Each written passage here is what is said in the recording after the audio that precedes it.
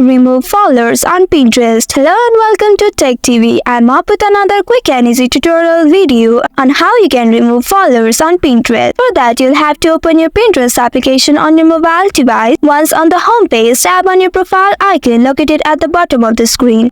Here, scroll up or swipe down to view your profile details, including your followers and following. Here, tap on followers to see a list of users who are following you.